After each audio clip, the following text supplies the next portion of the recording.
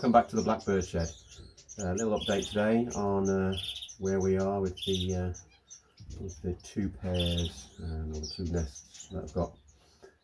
I've got finch chicks, and where we are starting the canary season. Right, okay. First of all, just show you we've updated the wall, and now I've got not only pairs of canaries on there, I've got the golden finches, and I've got some other finches on there as well. So I'll be able to use that visually to tell me where we are with each of the pairs and each of the nests. Also, I've just done a little map down there of what's in what nest, and this helps me, but it also may help my mate Tony when we go away to Scotland next week, and he can look after the birds. You'll know which ones are where and stuff. Okay, so we'll just go through the pairs. Up here, this is the last year's father, so he's a mature bird. He's with his daughter. They did lay 3 eggs. That's this one here on these dates, but they didn't really sit on them. Well, they didn't sit on them at all, really. In fact, one of the eggs was getting quite buried by the nesting material. So yeah, I've removed those. So I'll just rub that off now. Okay, so yeah, no point showing it. Well, I will show you the nest actually. Just have a little look. So we've got these sort of nest boxes where the entrance is on the side, and then there's a little partition or a little section here before they get into a deeper section. And this is meant to emulate a hole in a tree or something like that. So they've done a nice job of the nest. Haven't covered it up totally up here. Try and focus. They've used mainly coconut in there, but there's bits of other stuff. I've tried put a bit more coconut husk in there, and this is a new product I've just managed to get. Basically it's horsehair, but I'll go into detail on that a bit more. In here we now have the young starfinches from the previous cage, the cage which was on the other side of the room. And you can see they're colouring up now. The beaks are starting to come through. They're coming through quite yellow at the moment, but both the parents were red heads, so they should come out red. So I'm guessing that they start off that colour and then they darken, and then we'll start to see which one's cocks and hens, I suppose. But they're sort of in their molts and starting to get their adult plumage. I believe one of them, because there's 4 of them, one of them is outside. So I think that's the first time that's been out. Then we've got the golden finch, pair number 2. Now these have laid 6 eggs. This is the mother from last year, so we know she's a good sitter and feeder, and she's a good son. Now this nest is same type of nest, and this one's got 6 eggs in here now. I've not got a lot of hope for these eggs, because I have candled a few of them, and some of them are very, very clear. Not even a yellow dot, which is surprising. Then we've got the 3rd pair. This one is the new hen, which is a purple-breasted one. She's a bit fat though, and I don't know how old she is. And this young white-breasted cock.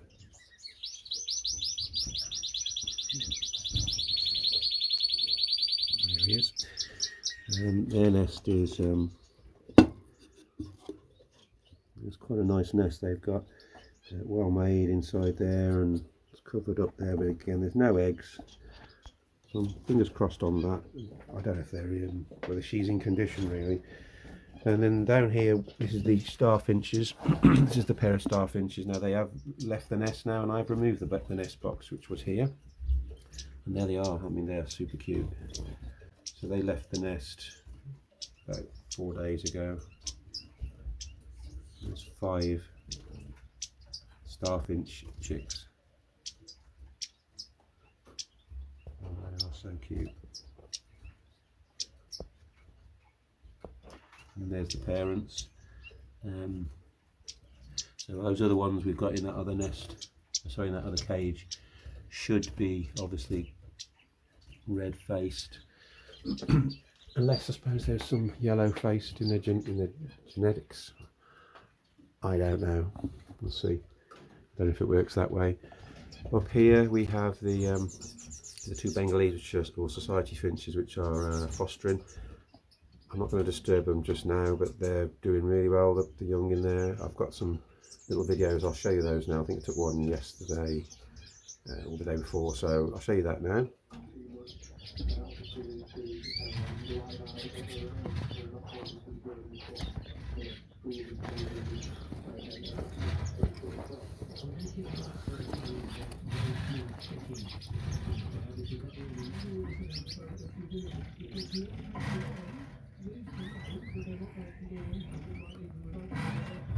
Oh, 1, 2, 3, 4. Okay, up here we've got 2 hens. They have laid eggs. So it was an egg. I did find 2 eggs in total on the floor. So I know definitely one is a hen, so that's good. That's 100% now. But I was told they were both hens, so that they're ones I can put into the project. And then we've got the mainly the cockbirds down here, what I think are cockbirds. 3 Irish. I thought that was possibly a cockbird. I did see it singing, but it's not sung since. So fingers crossed it is a hen bird. But you know, these are things that I'll find out in a couple of weeks. Now I've removed the nest from the star finches, and I just want to show you what the nest looks like really. So I've had it in a box like this, with a large opening. This would have been the opening for the star finches. Got a little top on it so you can just check inside. But when you open it up, you can see that basically we had 3 young come out of this box a few weeks back. A couple of months back, I suppose, and then since then we've had 5. So you can see it's made up out of quite a few grasses from outside, which they've threaded. Some of these would have been not lilies, well, some sort of lily I think, but with and you can see all the muck, which has created quite a hard finish, which is, and those 5 young were in there. It's a nice little nest, isn't it? Obviously I need to get rid of this now and let them build a new one, if I'm going to let them breed straight away again. I'm not sure about that. Okay, so let's Blue up there. Looks like he's going through a little bit of a molt. Got a few feathers on his face which are coming through. Let me talk to you about this new product I'm using.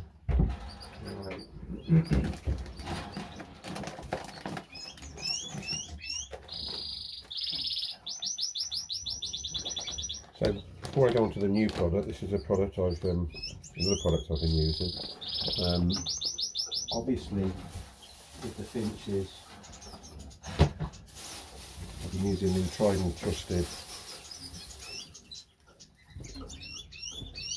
coconut husk.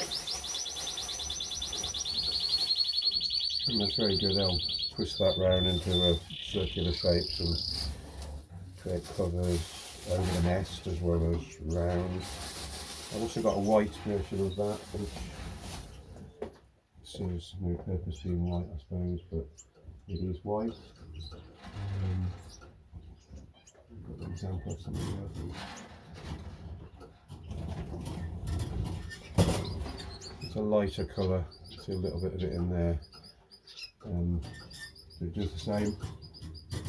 Totally does the same. This is another product I've got, a super blend. This is the nesting mixture. This is mixed antiseptic, sisal and jute. So it's a bit of a mixture. That's quite good. I like that as well. I'm just going to use the canaries definitely. So we've got, I believe that's jute. Is that the jute? I don't know. maybe this is the sisal, maybe this, yeah, I think that's the sisal. But that's such a nice little mixture of stuff. They can pick out the softer bits for the middle part of the nest where the eggs are going to go, but you can also twist it round. I'll put that in there. And that size product, got quite a lot of that. I also just pick up stuff like I see on the floor if it's fluffy. So here's that.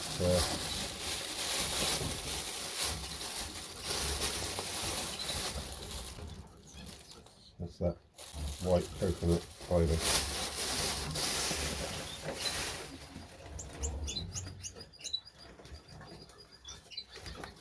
Here's a bag of dark. So this wool is from the flock of the herdwick sheep, native to Cumbria and Lake District. Now, I work in the furniture industry and carpets, and herdwick sheep from Cumbria and Lake District, and they're very hardy sheep. Probably only more hardier ones would be something like the Shetland sheep. So they tend to be a wool that's got quite a lot of spring workability, and you can tell it's quite wiry, and that's very good for making the nest soft. It's all quite mixtures in colour. I like that. That's good for the canaries. And then this is a new product which I've got, which now this is I believe it's a Dutch company that provide this. A company called Mooseburger. So it's Moose, M-O-O-S, and then burger, all one word. And this is horse tail hair. Now, I've got a lot of this. I've got 2 bags that size. That's probably enough to last me quite a few years. So this is specifically from the tail of a horse. And it comes, if you do Google it, it comes almost in rope form, and then they go, I presume helps to keep the curls, and then it's sort of teased apart to create like that. Now this is used in quite a few different products, in beds and in quite a lot of sort of pillow type formats in the furniture industry, and it's basically used because it's got quite a lot of springiness to it. Now it's very circular. It's like lots of tiny little springs, and it's really going to help to bulk out a nest, I believe. And when you mix a sisal in amongst that as well, I think it's really going to help them to bulk up a nest quite quickly. Now that's my feeling. So compare that to the wool. There's quite a difference in it, really. If you compare that to that wool that we had, so there's the horse tail hair and there's the wool. So this wool is quite flat. Now wool has got a natural sort of spring back ability. That's why a wool carpet is better than a polypropylene carpet, because it will have that resilience over time to keep its shape. And if you get 25 years out of a wool carpet compared to like a polypropylene one, which will flatten down over time. But you can see even in that, it flattens down quite a lot compared to the horsehair, which has got a very natural spring back ability, if that's even a word. Okay, another product I use, if I can find it,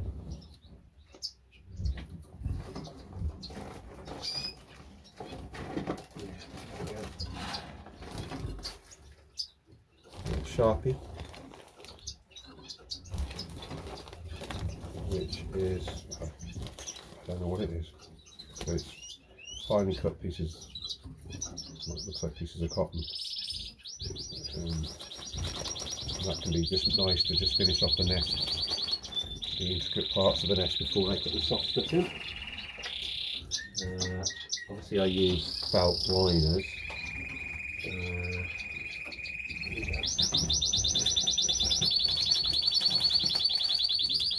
Right, then we've got this one as well. Now this one you find in pet shops and normally in the section that's for like gerbils and small rodents, and it's just a soft and safe bedding. Also ideal for pet birds, it just said. Pure soft as silk and 100% natural bedding from seed pod of the kapok tree. So kapok, I believe it's their pods. You can sometimes buy the pods actually. About this long, a bit like a corn and a cob to look at, and once it's broken into, I believe this is what comes out of it. And it's very, very soft, and that can be used also as a bedding. Now that's what I'd put in right towards the end of the canaries, possibly, and they would put that in just to create that real soft fine lining, and they might better want to weave it a little bit into the base of the nest, but that's really good. And there's also a few trees in the UK where, I don't know what the breed they are, what brand they are, but quite often a lot of fluff will just fall from them at one part of the year, and it's almost like snow. And around the back of our shop where I'm from, where I work, there's quite a lot of those now. I quite often sweep that up and I'll pick that up. It's very like this, so it's fine seed. It's probably the sort of the wings of the seed that allow the seed to float away, a bit like a dandelion, and that, if you get enough of that, it can create that sort of soft feeling as well. I have got some of that in here, but it's in the bottom of a mixed box somewhere, so I'd have to search around for that, but I might show you that in the future. So this is this new product I'm going to try this season, and fingers crossed that's going to really help. And bear in mind the amount I've actually got, that could be a couple of years. That could last me a couple of years. I suppose if anybody visits, and if you want to take a bit of that, we'll sort you out with some, and you can try it. You can buy it online. I'm not quite sure what format it comes in though.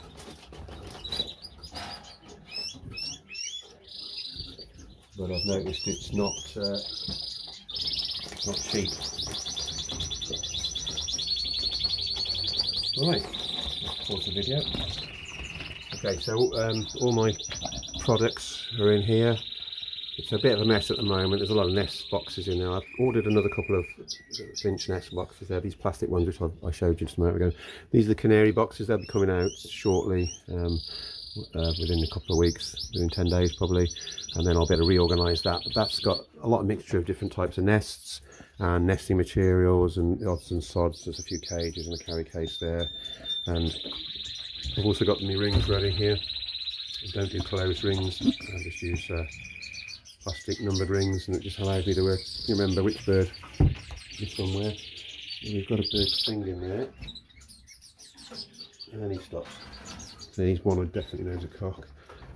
Yeah, so we've got that little area there, which is quite a tall cupboard with locks on, let's just say it doesn't spring open, and I created this little shelf here to put the phone on, with its stand. The phone has got a small stand, and I couldn't fit it onto this small area here, so I've just created another area here for it to go onto, and that just shuts like that. So I'm back to a normal size shelf, so it doesn't stick out too much.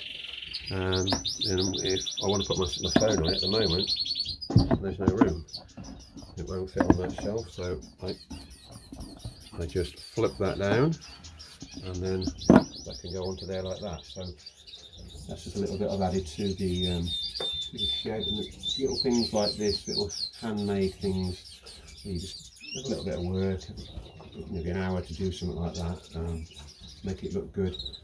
There's another part of the reason why I enjoy the hobby, really. Okay, so I've updated you on the cutthroat young. Now the feathers are coming through quite well. I'm not certain if it's going to be the almost cinnamon fawn, the fawn yellow cutthroat, or whether it's going to be the red cutthroat. With cutthroats, if you look back at the video I did quite a time back, the cuckoo cutthroat, you'll see that the cutthroats come out in their you can sex them straight away basically. So a young cutthroat will actually, if it's a male, will have a red neck or a yellow neck, which means they're really cute because they're basically just like a baby version of an adult. If that makes sense. So instead of having a brown plumage like the starfinch have, well, there, see, the starfinch are quite drab. I mean, they're cute, but they're just brown now. When they molt out, and these would be a couple of months old now, you can see they're starting to molt out. I could guess that one might be a cockbird because he's got a very speckled breast, like that cockbird that's next to it. The yellow face, that's an adult. But it might not be. I won't really know till the face really. I don't think I'll know until the face really gets colourful. But that's a couple of months now. It's nice. One part of breeding finches that do change colour is that it's nice to see them. And the golden finches are a prime example. They can take quite a few months to molt out into their colours, and you don't know what you're going to get. You don't know whether you're going to get a purple breast, a lilac breast, a white breast. Unless you're really into the genetics, and you almost basically know what's going to happen from that pairing, or historically what's happened. But it's exciting to see now. It's also exciting when the babies are ready to come out of the nest, that they finally come out, that you know straight away which one's a cock and hen. That's also nice, because they do look cute. So we'll be doing a video on those when they do come out. So that's likely to be, I might even miss them coming out because they're well developed now. I think we're looking at another 5 days maybe before they come out, and I might be in Scotland then. But we'll catch a video up, we'll catch up with them when we come back. So yeah, that's a little update on today. I'm also going to pick my car up today, my new car, so I'm looking forward to that. In fact, I'll be going to pick that up in the next, I'll be leaving in 40 minutes or half an hour. Yeah, so thanks very much for watching. Please hit the subscribe button and press the like button, and any comments, that would be great. And I look forward to speaking to you again in about a week's time, perhaps with a bit more update on the cutthroat young which are being fostered. Thanks very much again, and keep smiling. Take care.